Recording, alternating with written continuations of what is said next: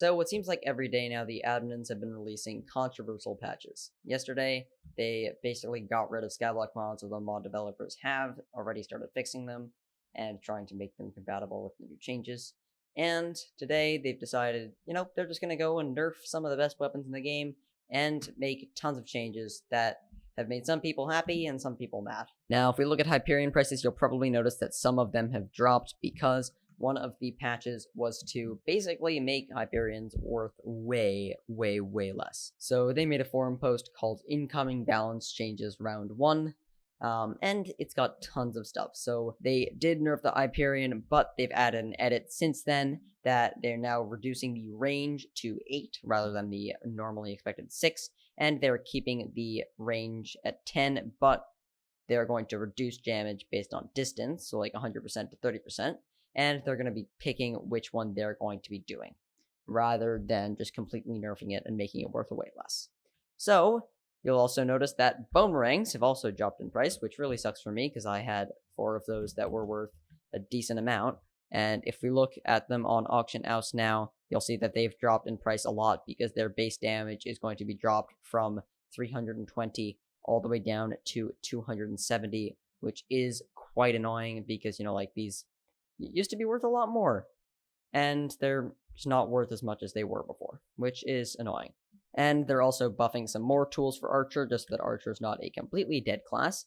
They're also buffing the Valkyrie, Astrea, and Scylla, which are the other blades that you can craft with the Necron's handle. They're also making some other changes to lots of other dungeon items, but they're not as important, so we're not going to really go over them, except for Tarantula helmets are now not as good as they used to be. They are now capping radioactive at 1000 strength or 100 crit damage. So that just goes to show that all of people that told me to buy a Tarantula were wrong. It's no longer better, so I would have just been wasting my coins. So that's also now worth not as much. Another big change they're making is to the catacombs. So the entrance will now require combat 15 to enter, so you probably won't be seeing as many people in lapis armor, which will be nice. Floor 1 will now require the Catacombs level 1. Floor 2 will require Catacombs level 3. Floor 4 will require Catacombs level 9. Floor 3 will require Catacombs level 5. Floor 5 will require Catacombs level 16. Floor 6 will require Catacombs level 21. And Floor 7 will require Catacombs level 26. So you can no longer use the strategy of just getting carried in all the floors to make sure your Catacombs level goes all the way up, because you will actually need the Catacombs level, which is also problematic for me, because I think that if I go here, I just made it to the 26 mark. I mean, I probably would have been able to get there in time, but I just recently hit 26, so this update, I'm pretty lucky that I just hit the deadline to do floor 7. They also significantly nerfed Lifesteal, and Siphon is now better than Lifesteal once these changes go live, because Lifesteal now here's a maximum of 0.5% of your maximum hit per level, and Siphon at max, which is now Siphon 3 with 500 crit damage, will heal 2% of your maximum health per hit, which does cap at 1000 crit damage as well, because they've now got a much more complicated system with critical damage giving an extra 0.1% per tier. And finally, Ferocity will no longer trigger Lifesteal or Siphon, which will be annoying to those who are using stuff like Werewolf Armor to heal. They've also made sure that the Wither Cloak trick has been patched. You can no longer switch to Goblin Armor, because you won't be able to use the Wither Cloak while switching armor sets. They're also removing class milestones from the entrance floor of Catacombs. They're fixing the Fell Sword.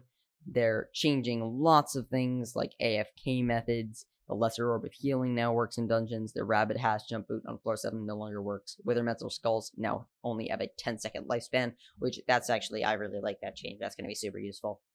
And the Wither Cloak ability no longer deals damage, so you can't do stuff like AFKing goblins. So yeah, there's a lot of stuff in here, and it's going to be very controversial. I'm not sure whether I like the changes or not.